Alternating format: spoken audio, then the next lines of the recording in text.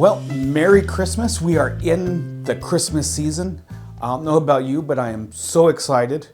And it sounds like, at least here in Washington, it kind of feels like we're having a white Christmas. Right now, as we're recording this, it is snowing outside, which is, growing up in Washington is kind of a rarity growing up. And I hate the rain, but I love the snow. So I'm really taking this in stride and loving it. But, with that said, it kind of gets in the ways of some people. And in fact, this last week, we canceled our service. And how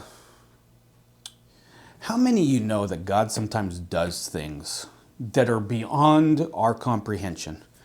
This last Wednesday, I was supposed to preach. I had a message prepared that actually I'd been sitting on for about 2 months. And actually, Micaiah and myself, shooting one of these previous videos, recorded it and we sat on it. And just decided it wasn't right to play it at that time, so we didn't. And sat on it and decided, hey, I have this opportunity on Sunday. It's the first, or Wednesday, it's the first opportunity of the Christmas season. I'm going to preach this message on Zechariah and the silence of Zechariah. And as luck would have it, the snow came and the snow canceled service, so I didn't get to preach it. So I decided, we'll use it for this week's Mental Health Monday video. Well, lo and behold, Sunday morning comes along and Pastor George says, read Luke, read the story of Zechariah, because that's what we're going to be speaking on next week. So guess what? We threw that out the window too. So I'm left here having to prepare a message for you, given the fact that the message I was going to prepare on Wednesday and I was going to present today can't be prepared. So I know God has something for you that He wants you to hear. And as I've, kind of pulled back this curtain and shared with you that we've had to change direction at last minute, I believe that this is for you and that this will be a blessing for you as this was for me. So I want to go back about 5 years ago. I was going through a very difficult time in my life and crying out to God and saying, Lord, what do you want me to do with this? I'm being wounded, I'm being hurt, I'm being dragged through the mud. This is the most difficult thing I've ever gone through. And God brought me to a place where I was able to learn and hear what He was saying. And it was actually, He brought me to a service at Elevation Church, actually in person. And He spoke a message to me that would change the direction of my life. Now, the very first sermon I ever taught was actually on the road to Emmaus. And so to go to, in the middle of a wounding, going to Elevation Church, it just happened to be, it was the first week that they taught a sermon called The 7 Mile Miracle. It talks about the last 7 sayings of Jesus on the cross with the 7-mile journey of Emmaus. And it was what happened in my life during this time that led to my personal ministry being called Emmaus Ministries Northwest. But I bring this up to say that very first week, He teaches on the very first saying of Jesus. And Jesus on the cross says, Father, forgive them, they know not what they're doing. And for me, in the midst of a wounding, being told to forgive in the midst of being wounded was something I did not want to do. I'm in the middle of being wounded, and I'm hearing this message of Jesus on the cross saying, Father, forgive them, they know not what they're doing. Not after He's been wounded, not after He's been resurrected, but in the midst of the wounding. He has the nails in His hands. He has the blood dripping from his scars. And He's saying, Father, forgive them. While they are wounding me, while they are cursing me, while they are turning their back on me, while everything I did for them is being spit upon, forgive them because they know not what they're doing. That takes the hand of God in your life and transformation for that to happen. It's not something I wanted to do at the time, but it's something that as I walked through, I tried to do. I say try because I wasn't always successful. And even now, having learned this lesson intimately, it's not something I still always do well, but it's something that I tried to do. Okay, Father, forgive them. They know not what they're doing. Father, forgive them. They're wounded themselves. Father, forgive them because their hurt is not allowing them to see you or experience you. Father, forgive them. They don't know what they're saying. And I try to do that, and I've tried to do that, and I found that as I did that, God was faithful to do something in my heart.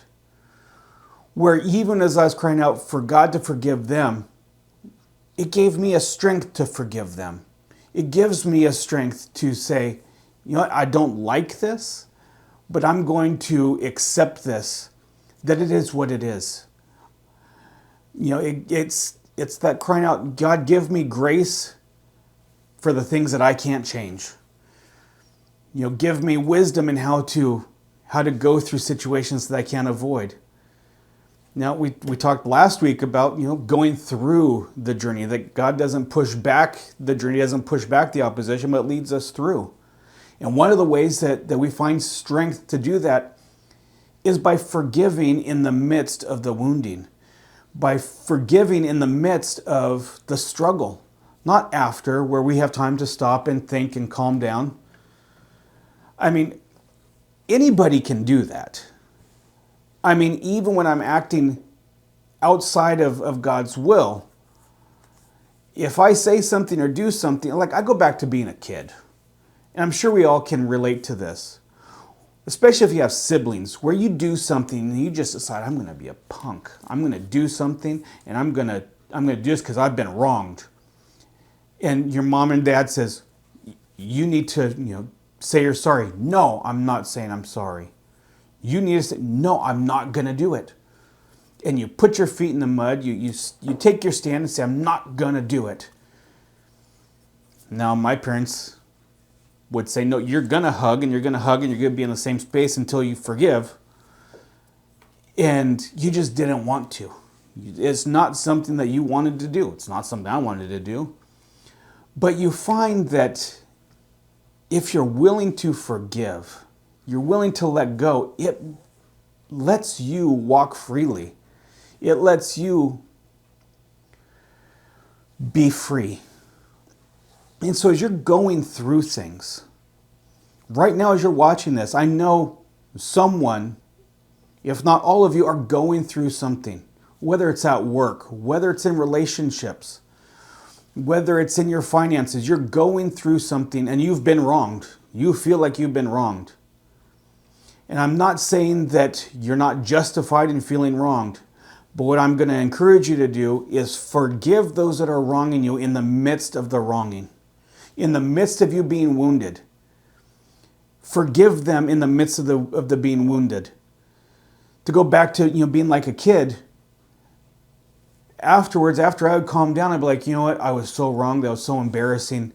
And I'd go to my sister, I'm sorry. Or I'd go to my parents, I'm sorry, will you forgive me? Without the love of Christ, I can still do that because I'm being told to do that and I was embarrassed. But the power of Christ within me allows me and will allow you to forgive in the midst of the wounding, in the midst of being wrong, saying, I forgive you. Will you forgive me? You know, forgiving that other person while they are still wounding you allows you the strength to move on, to push through it, to push back and to avoid the darkness as you go through it, to be the light in the darkness, to be the salt of the earth, to not be overcome. And if you will forgive in the midst, if you'll forgive as you go through, you'll find that God will give you strength. God will give you power, and that you'll find yourself taking steps that you did not think it was even possible, overcoming things that you didn't think were possible. So, unfortunately, as we are in the midst of the holiday season, sometimes it's not always the most joyous occasion. We have to see people that have wounded us. We have to deal with people who have offended us. And many times it's our own family members that we have to go spend these holiday seasons with, or we feel obligated to. Let me encourage you so you do not lose out on what God has for you. You do not lose out on the joy that family and relationship can provide. Forgive in the midst of the wounding. You don't have, I'm not saying accept the abuse, accept or condone the wrong. But find a way to, in the midst of them wounding you, just like Jesus on the cross was being wounded, find a way to say, Father, forgive them, for they do not know what they're doing. Forgive them because out of their hurt they are hurting. Forgive them because their hurt, their words of anger, of resentment, of hurt towards me are showing the hurt within them. Father, forgive them and bring healing to them.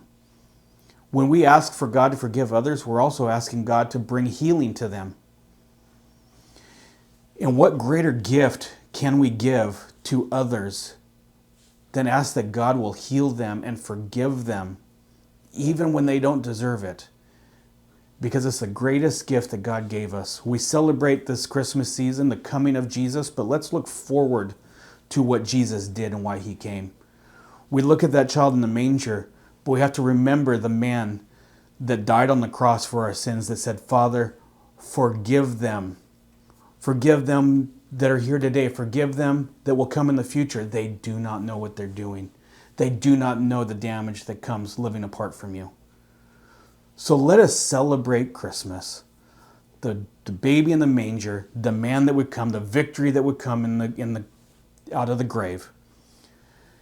And forgive those that are transgressing against us in the midst of this. I hope that this hits home. I hope that this helps you in this time of Christmas, the holiday season. I hope this blesses you. Share this with others. Even maybe share this with, maybe don't share this with those that you're praying, God, Father, forgive them, because they might, it might be obvious that you're praying for them. But share this. Share this message. Take this message to heart. And if you have any questions about this, good news.